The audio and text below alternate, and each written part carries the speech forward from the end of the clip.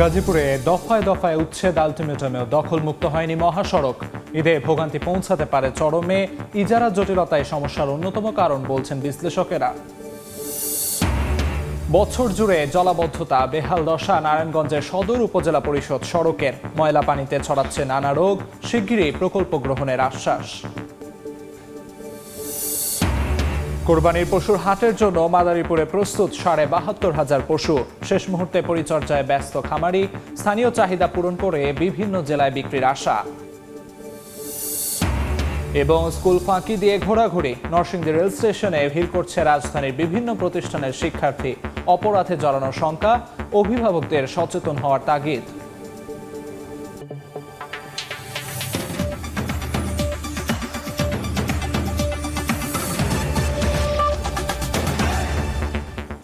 আমন্ত্রণ সময় সংবাদের নিয়মিত আয়োজন বিভাগীয় সময়। থাকছি সপ্তাহের 7 দিন ভিন্ন ভিন্ন বিভাগের সংবাদ নিয়ে। আজ থাকছে ঢাকা বিভাগ, সঙ্গে আছি আমি আমিরুল ইসলাম। দফায় দফায় উচ্ছেদ আর আলটিমেটাম দিয়েও দখল মুক্ত করা যায়নি মহাসড়ক। গাজীপুরের ঢাকা টাঙ্গাইল ঢাকা ময়মনসিংহ মহাসড়ক এখন জমজমাট বাজার। এমন পরিস্থিতিতে আসছে ঈদে ভোগান্তি পৌঁছাতে পারে চরমে। স্থানীয় প্রশাসনের ইজারা জটিলতাই এই সমস্যার অন্যতম কারণ বলছেন বিশেষজ্ঞরা। মোহাম্মদ আরিফের ছবিতে মেহেদী হাসানের রিপোর্ট। সড়কের উপর বাজার নাকি বাজারে সড়ক, প্রথম দেখায় তা বোঝা দায়। এটি ঢাকা ময়মনসিংহ মহাসড়কের চিত্র। টঙ্গী থেকে শুরু করে ভালুকা পর্যন্ত দিনরাত চলছে এই সড়ক দখলের প্রতিযোগিতা। আবার মহাসড়কের বিভিন্ন গুরুত্বপূর্ণ পয়েন্টকে বাজার দেখিয়ে তা ইজারা দিয়েছে স্থানীয় প্রশাসন। অনেক সমস্যা হয়, আমরা জিনিসপত্র নিয়ে যাইতে এই যে গাড়ি এটা খারাপ রয়েছে, আমি কোন গান দিয়ে যাবো? ব্রিজের মাথা থেকে শুরু করে এই পর্যন্ত ওই মাথা পর্যন্ত পুরোটাই জ্যাম থাকে সবসময়। ঈদ এলেই মহাসড়ক দখলের এই ভোগান্তি আরও ভয়াবহ আকার ধারণ করে। তাই আগেভাগেই সড়ক ছেড়ে দেওয়ার আলটিমেটাম দিয়েছে সড়ক ও জনপদ অধিদপ্তর। তাদেরকে বলা হয়েছে যেন তারা নিজ দায়িত্বে ওই সময়ের মধ্যে সড়ক ও জনপদের যে মালিকানাধীন জায়গা আছে সেই জায়গাটুকু ছেড়ে দেয়। কাগজে কলমে রাস্তার মালিক সড়ক বিভাগ হলেও প্রতি বছর তা ভাড়া দিচ্ছে স্থানীয় প্রশাসন। যদিও জেলা প্রশাসকের দাবি, বাজার ইজারা দিলেও মহাসড়ক দখলের অধিকার দেয়া হয়নি কাউকেই। সড়কে মহাসড়কে তো শুধু অস্থায়ী হাটবাজার না, কোনোভাবেই কোনো ধরনের হাটবাজার বসতে পারবে না। এদিকে সরকারের 2 দফতরের এমন কাণ্ডে ক্ষুব্ধ ইজারাদাররা। এমন বাস্তবতায় আসছে ঈদে ঢাকা ময়মনসিংহ ও ঢাকা টাঙ্গাইল মহাসড়ক হতে পারে দুর্ভোগের আরেক নাম। সড়ক নিয়ে দীর্ঘদিনের এই জটিলতা কাটাতে সরকারের 2 দফতরকে সমন্বয়ের পরামর্শ বিশেষজ্ঞদের। এখানে ইজারা দেওয়াটা একবারই আসলে ঠিক না। 2টা লেন বন্ধ হয়ে যায় 4টা লেনের মধ্যে, তাহলে এখানে বটলনেক তৈরি হয়। একটা পার্ট সেতু ভবনের, একটা পার্ট হচ্ছে আপনার রোডস অ্যান্ড হাইওয়ে। তো ওই যে এদের মধ্যে সমন্বয় করে আসলে সমস্ত কাজগুলো করা উচিত। মহাসড়কে ভোগান্তি কমাতে আইন শৃঙ্খলা বাহিনীকেও কঠোর হওয়ার পরামর্শ নগরবাসীর। মহাসড়কের পাশে জায়গা ভাড়া দিয়ে একদিকে যেমন কোটি কোটি টাকা রাজস্ব পাচ্ছে সরকার, তেমনি যানজটে পড়ে প্রায় প্রতিদিনই বিশাল সংখ্যক কর্মঘণ্টাও নষ্ট হচ্ছে সাধারণ মানুষের। সবচেয়ে বেশি ভোগান্তিতে দূরপাল্লা যাত্রীরা। তাই তো শুধু ঈদ আসলেই তৎপরতা নয়, এই সমস্যার স্থায়ী সমাধানের প্রত্যাশা গাজীপুরবাসীর। মেহেদী হাসান, সময় সংবাদ, গাজীপুর। এ নিয়ে আলোচনার জন্য এই মুহূর্তে গাজীপুরে আছেন সহকর্মী মেহেদী হাসান। তার সঙ্গে যুক্ত হচ্ছেন গাজীপুর সিটি কর্পোরেশনের প্রশাসক শওকত হোসেন সরকার। সরাসরি চলে যাচ্ছি মেহেদীর কাছে। গাজীপুর নানা কারণেই কিন্তু আলোচনার কেন্দ্রবিন্দুতে থাকে। তার মধ্যে সবচেয়ে আলোচিত বিষয় কিন্তু ঈদযাত্রা নানা ভোগান্তির খবর আমরা সবসময় দেখতে পাই। এবারের যেই ঈদযাত্রা তা নিয়ে কিন্তু সিটি কর্পোরেশন বিভিন্ন প্রস্তুতি রয়েছে। এই বিষয়ে আলোচনার জন্য আমাদের সাথে রয়েছেন গাজীপুর সিটি কর্পোরেশনের প্রশাসক জনাব শওকত হোসেন সরকার। আমরা একটু আপনার সাথে কথা বলতে চাই। আসছে ঈদযাত্রায় যেই মূল ভোগান্তি আমরা দেখেছি, মহাসড়কের উপর বিভিন্ন জায়গায় দোকানপাট এবং বাজার বসেছে, সেই বিষয়টা নিয়ে আপনাদের আসলে কি ধরনের প্রস্তুতি রয়েছে এবং আসছে ঈদযাত্রা কেমন হতে যাচ্ছে? জি, ধন্যবাদ আপনাকে। আপনারা জেনে খুশি হবেন, এবার আমাদের মাননীয় প্রধানমন্ত্রীর নির্দেশে আমরা গাজীপুর সিটি কর্পোরেশন ব্যাপক প্রস্তুতি গ্রহণ করেছি। আপনারা জানেন যে উত্তরবঙ্গের সমস্ত গাড়ি আমাদের এই সিটি কর্পোরেশনের উপর দিয়ে ঢাকায় ঢোকে এবং বাহির হয়। তো আমরা আমাদের যে হাটবাজারগুলো আছে আমরা এগুলো এবার ইজারা দিয়েছি এবং ইজারাদারকে আমরা কঠিন নির্দেশনা দিয়েছি। তারা কখনোই এই আমাদের হাইওয়ে রোডের উপরে তাদের অবস্থান থাকবে না এবং কি হাইওয়ে রোডের উপরে তাদের কোনো ইজারা নেওয়ার কোনো অপশন আমরা রাখি নাই। আমরা ইতিমধ্যে পুলিশ প্রশাসনের সাথে এবং ইন্ডাস্ট্রিয়াল পুলিশের সাথে এবং আমাদের যে হাইওয়ে পুলিশ আছে এবং অন্যান্য সংস্থার সাথে আমরা আলোচনা করে ব্যাপক প্রস্তুতি গ্রহণ করেছি, যাতে নির্বিঘ্নে ঈদে মানুষ বাড়ি ফিরতে পারে, ঘরমুখী মানুষ যাতে শান্তিপূর্ণভাবে যেতে পারে। আমরা গত রোজার ঈদেও এই ব্যবস্থা করেছিলাম গাজীপুর সিটি কর্পোরেশন। এবারও আমাদের ভলেন্টিয়ার এবং আমাদের যে লোকবল আছে তারা মাঠে থাকবে এবং তারা সর্বোপরি আমাদের এই যে প্রতিটা স্ট্যান্ড আছে হাইওয়ে রোডের উপরে, এখানে কোনো গাড়ি দাঁড়াইতে পারবে না। তারা যদি এখানে দাঁড়ায়, সাথে সাথে আমাদের মোবাইল কোড আছে, আমরা সেই মোবাইল কোডগুলোকে অব্যাহত রাখবো এবং আমাদের প্রতিটা অঞ্চলের আঞ্চলিক নির্বাহী কর্মকর্তাকে দিয়ে আমরা এই টিম করে রেখেছি। টঙ্গী থেকে রাজেন্দ্রপুর পর্যন্ত, এইদিকে কোনাবাড়ি পর্যন্ত আমাদের এই মোবাইল টিম অব্যাহত থাকবে, যাতে কোনো প্রকারের এই হাইওয়ে রোডে কোনো অনিয়ম করতে না পারে এবং মানুষ, ঘরমুখী মানুষের যাতে কোনো রকমের অসুবিধা না হয়। প্লাস পাশাপাশি এখানে যে কুরবানির ঈদ উপলক্ষে যে হাট বসে, এই হাটেরও যাতে কোনো প্রভাব এই হাইওয়ে রোডের উপরে না পড়ে। আমরা গাজীপুর সিটি কর্পোরেশন এই হাটগুলো আমরা ইজারা দিয়েছি, কিন্তু এটা হাইওয়ে রোডের উপরে কোনো হাট দিইনি এবং হাইওয়ে রোডের সংলগ্ন না। আমরা প্রতিটি হাট হাইওয়ে রোডে থেকে ভিতরে আমরা দিছি, যাতে এই গরু গাড়ি ঘোড়ার কোনো প্রভাব হাইওয়ে রোডে না পড়ে। একটু সংক্ষেপে জানতে চাই যে এই প্রস্তুতিটা কি শুধু ঈদ আসলেই হয় নাকি সারা বছরই আসলে আপনাদের থাকবে এই প্রস্তুতি? না, আমরা চেষ্টা করব যে মাননীয় প্রধানমন্ত্রী ইতিমধ্যে আমাদেরকে যে নির্দেশনা দিয়েছেন, এই গাজীপুর সিটি কর্পোরেশন পরিষ্কার পরিচ্ছন্ন, এক কথায় ক্লিন সিটি এবং গ্রিন সিটি, সেই লক্ষ্যে আমরা কাজ করে যাচ্ছি। ইতিমধ্যে আমরা এখান থেকে হকার মুক্ত একটা গাজীপুর ঘোষণা দিয়েছি। আমরা প্রতিটা অঞ্চলে একদম সেই টঙ্গী থেকে রাজেন্দ্রপুর, গাজীপুর শহর থেকে কোনাবাড়ি পর্যন্ত আমরা সমস্ত হকার, অবৈধ দখলদার যারা ছিল তাদেরকে আমরা উচ্ছেদ করেছি এবং আমরা মাঝে মধ্যেই এই মোবাইল টিম আমরা অব্যাহত রাখতেছি। আমরা কাউকে বসতে দেব না এবং ঈদের মধ্যে কেউ এখানে বসতে পারবে না। ধন্যবাদ। নিশ্চয়ই সকলের প্রস্তুতি এবং সকলের চেষ্টায় আসলে আগামী যাত্রা স্বস্তির হবে, এমনটাই প্রত্যাশা নগরবাসীর। এই ছিল গাজীপুর থেকে আমার কাছে সবশেষ তথ্য। গাজীপুর থেকে সহকর্মী মেহেদী হাসান জানাচ্ছিলেন সবশেষ। ধরে সংস্কারের অভাবে বেহাল নারায়ণগঞ্জের ফতুল্লার ইসদাইর থেকে সদর উপজেলা কার্যালয় পর্যন্ত সড়ক। বিভিন্ন স্থানে ড্রেন ভেঙে যাওয়ায় সারা বছরই ময়লা পানিতে তলিয়ে থাকে। এতে দুর্ঘটনার পাশাপাশি স্থানীয়রা আক্রান্ত হচ্ছেন পানিবাহিত নানা রোগে। তবে শিগগিরই প্রকল্প গ্রহণের আশ্বাস উপজেলা প্রশাসনের। সড়ক জুড়ে জলাবদ্ধতা। নারায়ণগঞ্জের ফতুল্লার ইসদাইর বুড়ির দোকান থেকে সদর উপজেলা পরিষদ কার্যালয় পর্যন্ত প্রায় 3 কিলোমিটার রাস্তার বেহাল দশা। স্থানীয়রা বলছেন, রাস্তাটি নিচু হওয়া এবং বিভিন্ন স্থানে ড্রেন ভেঙে যাওয়ায় সারা বছরই ময়লা পানিতে তলিয়ে থাকে। দীর্ঘ 1 যুগেরও বেশি সময় ধরে জলাবদ্ধতার ভোগান্তিতে 2 ওয়ার্ডের কয়েক লাখ মানুষ। সারা বছরে আমরা এরকম পানির নিচে থাকতে হয়। আমাদের মেইন রোডটা খালের পরিণত হয়ে গেছে। চুলকানি বাচ্চাদের দেখা যাচ্ছে এবং এইটা খুব মহামারী আকারে ধারণ করতেছে। রাস্তা ও ড্রেন সংস্কার করতে প্রকল্প গ্রহণের আশ্বাস উপজেলা প্রশাসনের। এই অ্যাপ্রোচের ফলে আমরা আশা করি ফতুল্লার যে জলাবদ্ধতার যে সমস্যা আছে সেই সমস্যা থেকে মানুষ আশু একটা সমাধান পাবে।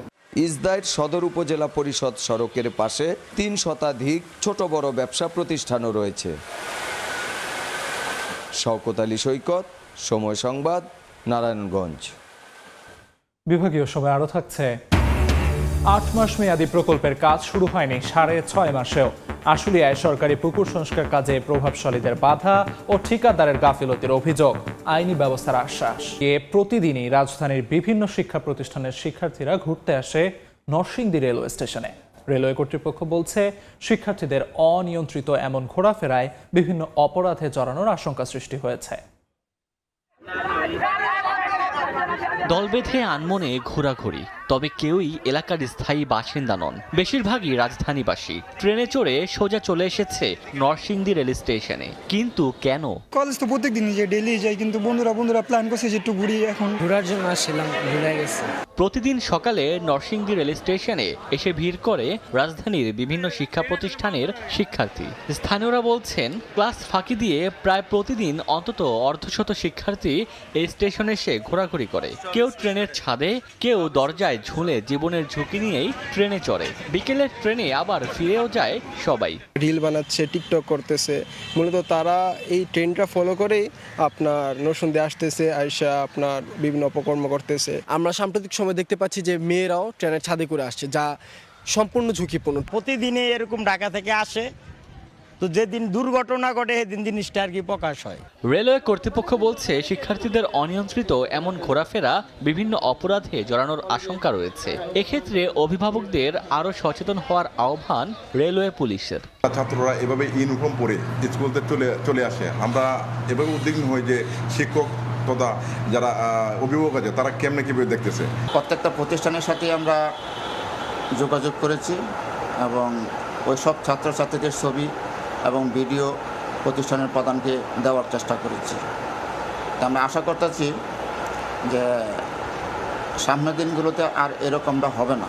রেলওয়ে পুলিশের তথ্য মতে গত 11 মে স্কুল ফাঁকি দিয়ে নরসিংদীতে ঘুরতে এসে মেঘনা নদীতে গোসলে নেমে মারা যায় বিএফ শাহীন কলেজের এক শিক্ষার্থী। সময় সংবাদ, নরসিংদী। পরিস্থিতি অপরিবর্তিত রয়েছে মাদারীপুর ও ফরিদপুরে। মাদারীপুরে হামে আক্রান্ত 350 ছাড়িয়েছে। আক্রান্ত শিশুদের চিকিৎসার জন্য সদর হাসপাতালে আলাদা একটি ইউনিট খোলা হয়েছে। উপসর্গ দেখা দিলে আতঙ্কিত না হয়ে তাৎক্ষণিক হাসপাতালে আসার পরামর্শ চিকিৎসকদের। ফরিদপুরেও একই অবস্থা। বর্তমানে জেলার সরকারি হাসপাতালগুলোতে 165 জন শিশু চিকিৎসাধীন রয়েছে। পরিস্থিতি নিয়ন্ত্রণে ফরিদপুর মেডিকেল কলেজ হাসপাতাল ও জেনারেল হাসপাতালে আইসোলেশন ওয়ার্ড খোলা হয়েছে। একই সঙ্গে চলছে টিকাদান কর্মসূচিও। বিভাগীয় সময় আরও থাকছে, নিয়ম না মেনে গড়ে উঠছে ইট ভাটা। বিষাক্ত ধোঁয়ায় টাঙ্গাইলের মির্জাপুরে নষ্ট হচ্ছে ক্ষেতের ফসল। অবৈধ ভাটার বিরুদ্ধে ব্যবস্থার আশ্বাস। 8 মাস মেয়াদী প্রকল্পের কাজ শুরু হয়নি 6.5 মাসেও। আশুলিয়ায় সরকারি পুকুর সংস্কার কাজে প্রভাবশালীদের বাধা ও ঠিকাদারের গাফিলতির অভিযোগ উঠেছে। তবে বাধাদানকারীদের বিরুদ্ধে আইনগত ব্যবস্থা নেওয়ার আশ্বাস উপজেলা প্রশাসনের। আবর্জনায় পূর্ণ সরকারি পুকুর, ভরাট হওয়া অনেক স্থান অবৈধ দখলের কবলে। কোনো স্থানেই হয়নি খনন, শুরুই হয়নি ঘাট নির্মাণ ও সৌন্দর্য বর্ধন। অথচ প্রায় শেষের দিকে পুকুরগুলোর খনন, সংস্কার ও সৌন্দর্য বর্ধন প্রকল্পের মেয়াদ। ঢাকার আশুলিয়ায় প্রভাবশালীদের দখলে থাকা 2টি সরকারি পুকুর সংস্কার ও দখলমুক্ত করতে 2025 সালের নভেম্বরে জেলা প্রশাসনের পক্ষ থেকে নেওয়া হয় উদ্যোগ। স্থানীয়দের অভিযোগ, প্রভাবশালীদের বাধা ও ঠিকাদারদের গাফিলতিতে শুরুই হয়নি প্রকল্প। আমিনবাজার, জালেশ্বর, বিরুলিয়া, শিমুলিয়া ও ধামরাইয়ের আরও 22টি পুকুরের একই অবস্থা। 2 মাসের কাজ করার কথা, 2 মাস তো শেষ হয়ে মানে মেয়াদের শেষ পর্যায়ে চলে গেছে, এমন কাজ হইতেছে না। পুকুরে কিছু লোক ময়লার পানি দিছে, সেই টয়লেটের পানির জন্য এখন এইভাবে কাজটা বন্ধ আছে। এই ময়লা পানির কারণে আমাদের ফসলেরও একটু ক্ষতি হয়। যদি এগুলো বন্ধ করা হয় তাহলে আমাদের এলাকার উন্নয়ন হবে, পরিবেশের উন্নয়ন হবে। পরিবেশ, বন ও জলবায়ু পরিবর্তন মন্ত্রণালয়ের অর্থায়নে চলা প্রকল্পের ঠিকাদারি প্রতিষ্ঠানের সঙ্গে যোগাযোগের চেষ্টা করা হলেও পাওয়া যায়নি বক্তব্য। তবে উপজেলা প্রশাসন জানায়, উন্নয়ন কাজে বাধা দেওয়া হলে নেওয়া হবে আইনি ব্যবস্থা। পুকুরের এই বড় জায়গাগুলো মানুষ কিছু অবৈধ দখলদার তারা দখলের একটা পায়তারা করছে। আমরা আসলে এরকম বড় ধরনের বাধার মুখে এখনো পড়িনি। যদি এরকম পড়া হয়, আমরা সরকারি কাজে বাধা দেওয়ার অপরাধে আমরা আসলে যেই বাধা দেবেন তার বিরুদ্ধে আইনগত ব্যবস্থা গ্রহণ করব। ঢাকা জেলা ও মহানগরের মোট 44টি পুকুর দখলমুক্ত, সংস্কার ও সৌন্দর্য বর্ধনের জন্য 25 কোটি টাকার প্রকল্প অনুমোদন দেয় জেলা প্রশাসক। চলতি বছরের জুনের মধ্যে প্রকল্পের কাজ শেষ হওয়ার কথা ছিল। সময় সংবাদ, সাভার। ঈদ লাগছে মনে? বিকাশ পেমেন্ট সবখানে। দেশ জুড়ে বিকাশ পেমেন্টে পাচ্ছেন 8,000 টাকার বেশি অফার। বেহাল দশা নারায়ণগঞ্জের চনপালা ডেমরা সেতুর। স্থানীয়রা জানান 2012 সালের পর থেকে সেতুটি নানাভাবে ক্ষতিগ্রস্ত হলেও মেরামতের উদ্যোগ নেওয়া হয়নি। পাশাপাশি প্রায় বালখেরের ধাক্কায় ক্ষতিগ্রস্ত হচ্ছে পিলার। সম্প্রতি এলজিইডি সেতুটিকে ঝুঁকিপূর্ণ ঘোষণা করলেও বিকল্প না থাকায় ব্যবহার করতে হচ্ছে এলাকাবাসীকে। তবে একই স্থানে নতুন সেতু নির্মাণের পরিকল্পনার কথা জানিয়েছে উপজেলা প্রশাসন। বিভাগীয় সময় আরেকবার, কোরবানির পশুর হাটের জন্য মাদারীপুরে প্রস্তুত করা হচ্ছে 72,500 পশু। জেলার 4079টি খামারে চলছে এখন শেষ মুহূর্তের পশু পরিচর্যা। ক্ষতিকারক ওষুধ পরিহার করে পশুকে প্রাকৃতিক খাবার দেয়া হচ্ছে বলছেন খামারিরা। স্থানীয় চাহিদা পূরণ করে বিভিন্ন জেলাতেও গরু বিক্রির আশা তাদের। প্রাণী সম্পদ বিভাগ বলছে, পশু বিক্রি স্থায়ী ও অস্থায়ী অর্ধশত হাটকে ঘিরে গঠন করা হয়েছে 16টি মেডিকেল টিম। বিভাগীয় সময়ে আরেকবার টাঙ্গাইলের মির্জাপুরে নিয়মের তোয়াক্কা না করে গড়ে উঠছে অসংখ্য ইটভাটা। ভাটার বিষাক্ত ধোঁয়ায় নষ্ট হচ্ছে মাঠের ফসল। ভাটা মালিকদের একাধিকবার জানানো হলেও মেলেনি কোনো সমাধান।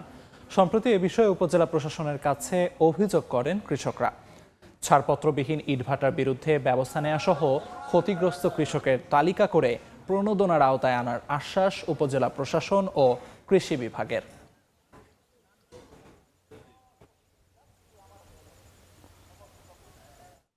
বিভাগীয় সময়ের শীর্ষ সংবাদগুলো জানিয়ে দিচ্ছি আরেকবার।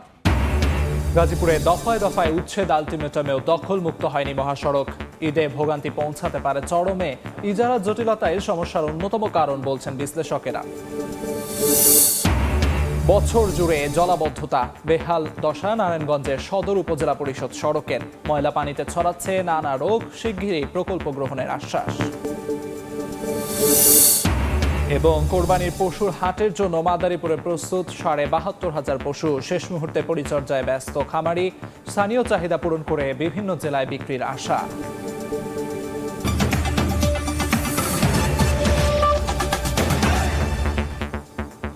এই ছিল বিভাগীয় সময়ে। আগামীকাল থাকবো চট্টগ্রাম বিভাগের আয়োজন নিয়ে। এরপর আন্তর্জাতিক সময় নিয়ে সঙ্গে থাকবেন আলিশা ইসলাম। ধন্যবাদ আলিফ। আন্তর্জাতিক সময় নিয়ে আসছি কিছুক্ষণ পর, সঙ্গে থাকুন সবাই।